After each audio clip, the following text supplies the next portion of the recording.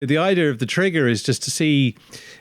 I've been watching some stuff with Jordan Peterson, and he was starting to talk about psychological issues that people were having, and suddenly started to discover that when he was having conversations with his patients, they would mention certain things. Now, as a teacher, I've been trained to think of, is someone a visual or kinesthetic or an auditory learner?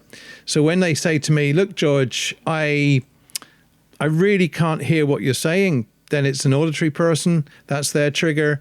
I can't see what you're getting at, means they're visual. And it just doesn't feel right, means they're kinesthetic.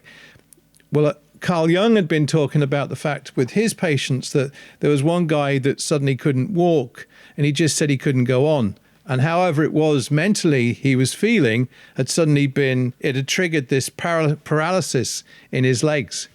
Now, in our case, what we tend to do is we have these conversations, and as we have these conversations, it ignites an idea inside our head.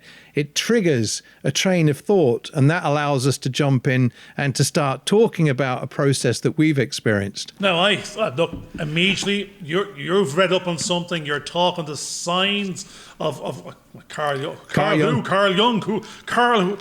whoever, I don't bloody care. You're already discussing and exploring Jung in the artist way, because Julia Cameron is constantly talking about Jung. So whether or not you unconsciously, I would say, you are taking in some of his processes and going through some of his methodologies. Do what it says on the tin and follow and share.